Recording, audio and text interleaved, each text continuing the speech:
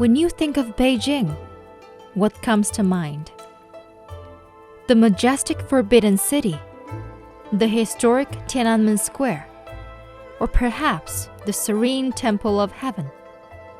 These landmarks are iconic, but did you know their locations are no coincidence? Actually, they were meticulously planned from the very beginning, part of an ancient vision for the city that continues to shape Beijing today. Welcome to Footprints. I'm Xingyu. In this episode, we dive into the heart of the capital city and explore its newly inscribed World Heritage Site, the Beijing Central Axis.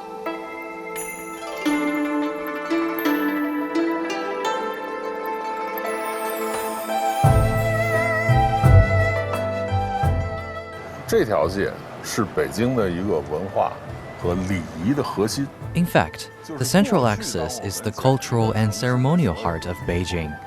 In the past, all major ritual activities took place along this axis. Today, it remains at the core of the city, continuing to shape and define the city's character. That's Lyu Zhou, head of the National Heritage Center at Tsinghua University. For 7 years, he dedicated himself to the application process of having the Central Axis listed as a World Heritage Site. He and his team were responsible for compiling the nomination documents.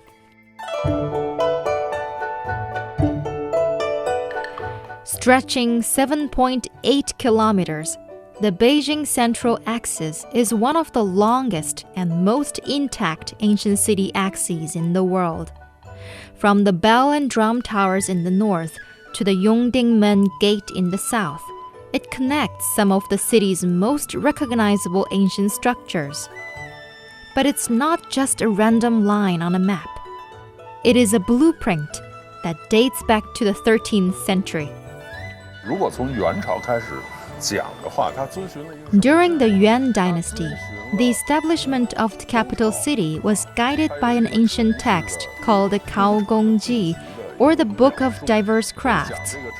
With a history of over 2,000 years, it's regarded as the earliest and most influential work on ancient Chinese urban planning. According to the text, the layout for an ideal capital was like this: square in shape, with the palace at the center, the imperial court to the south, the market and residential areas to the north, the ancestral temple to the east, and state altar to the west. The design followed a grid system with perfect symmetry. In the following Ming and Qing dynasties, this paradigm was not only maintained, but also further refined. What's interesting is that this planning system was first adopted in the Yuan dynasty, and it continued to shape the city through the Ming dynasty.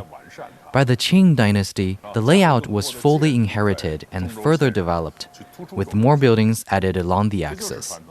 This was not just a tradition, but a continuous one that evolved over time. Even in the 20th century, during the redevelopment of Tiananmen Square, the influence of this tradition remained clear. Originally built in the 15th century, Tiananmen Square underwent a major expansion in the mid-20th century, while preserving the traditional layout of the Central Axis. Today, Tiananmen Square, the monument to the people's heroes, and the Chairman Mao Memorial Hall are aligned along the axis, with the Great Hall of the People to the west, and the National Museum of China to the east. This complex has served as a prominent venue for state-level events. With the symmetrical arrangement, the modern transformation further reinforced the city's orderly urban landscape. But such an axis is not an isolated phenomenon. You can find similar patterns in other major cities, such as Paris, Barcelona, and Washington, D.C. Lyu Zhou notes that what sets the Beijing Central Axis apart is its long continuity. In Paris, The axis of the Champs-Élysées, the Eiffel Tower, and Les Invalides were established during later stages of the city's urban development. They were not part of the original design and do not reflect the foundational planning philosophy behind the layout of Paris. In contrast, the Beijing Central Axis was conceived from the very beginning. From the past to the present, this axis has remained a central element of Beijing's urban planning, shaping the city's identity in a way that is unique to China.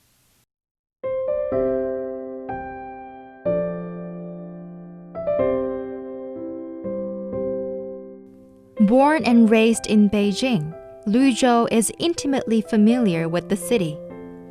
He studied architectural design at the School of Architecture at Tsinghua University, founded by the renowned Chinese architect Liang Sicheng. Liang was also the first to coin the term Zhongzhou-xian, meaning central axis, in the 1940s. In one of his articles, Liang emphasized the significance of this central axis, which gave rise to the unique grandeur and order of Beijing's urban planning. In his final year of college, Lyu Zhou shifted his focus to architectural history, laying the foundation for his future career in cultural heritage preservation. Since graduating in 1983, he has remained at Tsinghua University, dedicating himself to research and teaching. He often took his students to various locations to survey and document ancient buildings. Over the past 2 decades, Lyu Zhou has been involved in the protection planning and restoration of cultural sites. He has also played a key role in the review and evaluation of all cultural heritage projects submitted by China for World Heritage designation. Lyu Zhou personally led the nomination efforts for several projects, including Mount Wutai, Gulangyu Island, and the Beijing Central Axis. In 2012, the NCHA, the National Cultural Heritage Administration, officially included the Beijing Central Axis in China's preliminary list for World Heritage nominations, marking the beginning of its 12-year journey towards inscription. In 2017, Lyu Zhou and his team, along with colleagues from the Architectural Design and Research Institute of Tsinghua University, began preparing the application documents. Lyu Zhou says the process of writing the nomination text required him to view the city from a different perspective. The biggest challenge was finding a way to tell the story of the Central Axis in a way that would resonate with the global audience, allowing more people to appreciate the beauty and significance of this chapter in Chinese civilization.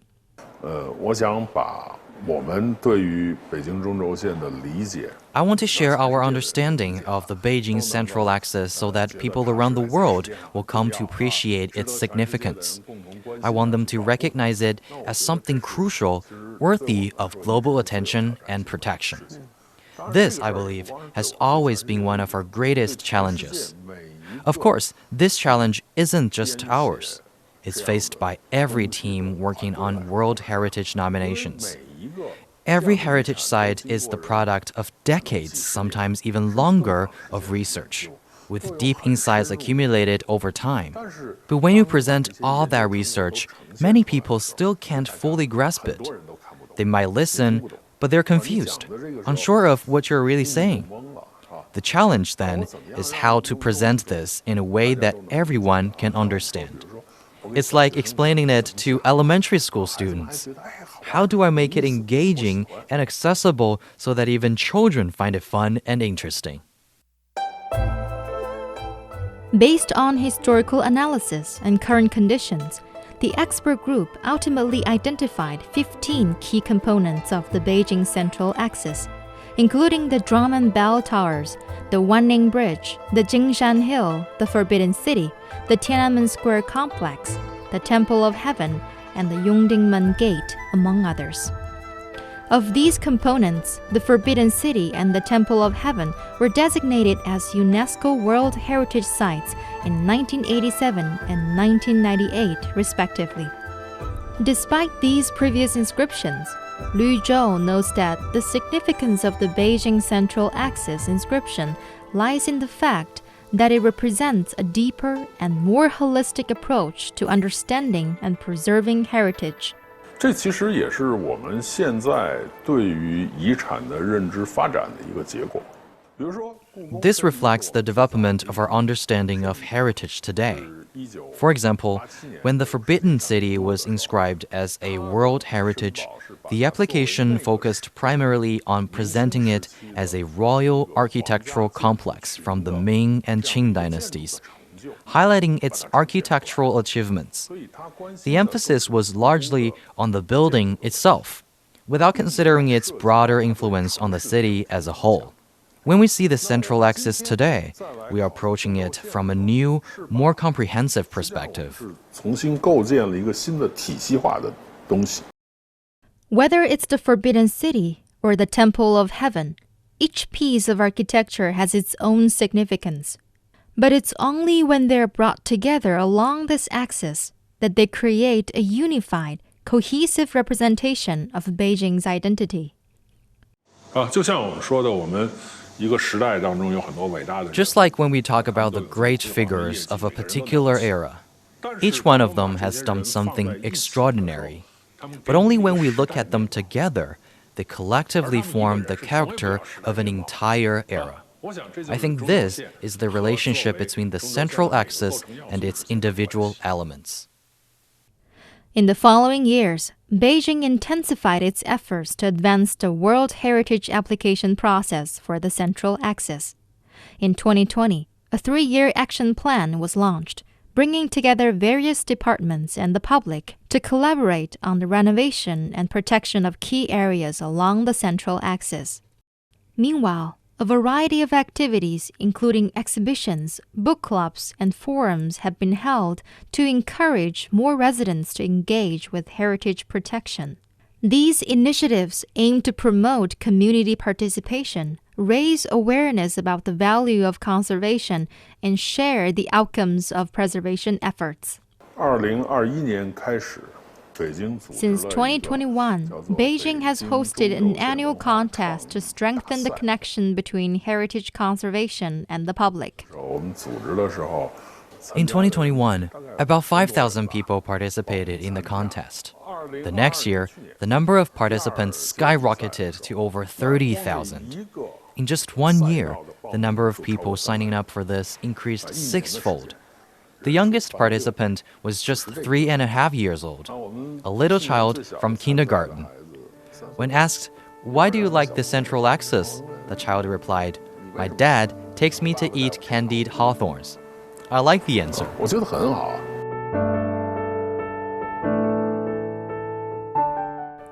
By January 2023, the official application documents for the Beijing Central Axis were submitted to UNESCO. Spanning 176 pages, the English nomination text outlined the history, cultural significance, and preservation efforts of the Central Axis. Later that year, in August, the International Council on Monuments and Sites, a non-governmental organization, conducted an on-site technical evaluation. Eventually, on July 27, 2024, during the 46th session of the UNESCO World Heritage Committee in New Delhi, India, the Beijing Central Axis, a building ensemble exhibiting the ideal order of the Chinese capital, was inscribed as a World Heritage Site, becoming China's 59th entry on that list. Deng Chao, Director General of the NCHA's Cultural Relics and Historic Sites Department, was among those present to witness this historic moment. I was very excited because the entire process of the session was filled with enthusiasm. There were 21 member countries in total, and 17 of them expressed their support for China. In the end, the applause wasn't just for this magnificent axis. I think it was also for the Chinese government's commitment and concrete actions towards preserving its urban culture. Deng Chao is particularly happy to see an increasing number of young people have developed an interest in exploring, understanding, and enjoying the culture of the Central Axis.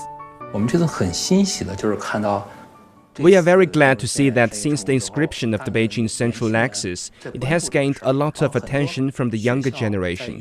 Many schools have organized trips for students to visit the site and experience their own history and culture. During our interactions with international organizations, one of the gifts we were most excited to present was a hand-drawn scroll of the Central Axis created by Beijing middle school students. We explained to the international experts that this artwork was the result of a collaborative effort by the students and their teachers. The experts were not only surprised but also deeply moved. I think this is where the true link to the people lies, in the emotional connection and the cultural identity it fosters. Experts believe the inscription is only the beginning. Continuous efforts will be needed for a sustainable development of the site. In the past, our focus was primarily on how to technically preserve the World Heritage sites. Today, we're much more concerned about the impact of heritage on our living environment. For example, when we look at Beijing's applications for World Heritage status, the question we ask is, what is its impact on the city's sustainable development? How will it contribute to the city's future? Heritage is no longer viewed as an isolated entity. It is now seen as part of the system of contemporary human life. When we talk about the protection of the Beijing Central Axis, the focus is also on inclusivity. Are we providing opportunities for everyone to participate, making them part of the process? Today, some of these efforts have gone digital. An online platform called Digital Night Watchman aims to engage more people in the preservation process. Visitors can report damage, safety hazards, and litter around the structures by uploading photos during their visit. From ancient blueprints to a modern World Heritage site, the Beijing Central Axis is more than just a line in the city. It's a symbol of continuity, culture, and connection, and it will nourish generations to come. Culture is like water. It nourishes all things. Humanity has many civilizations. Some have already vanished, while others continue to thrive. I believe civilization is formed through the journeys of countless generations, which have shaped my thoughts, my lifestyle, and my attitude toward life. This is my cultural identity. Now, Lyu Zhou has led his team to set sail once again. His next mission is to assist Jingdezhen, China's ancient porcelain capital in Jiangxi province, in its bid for World Cultural Heritage status, helping the world rediscover its unique charm.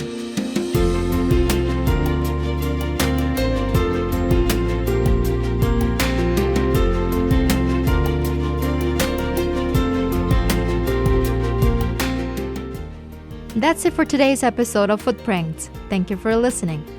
If you are interested in hearing more about the lives of ordinary but incredible people in China, follow us wherever you get your podcasts. Just key in Footprints, and you can find more stories anytime, anywhere. Until next time, bye for now.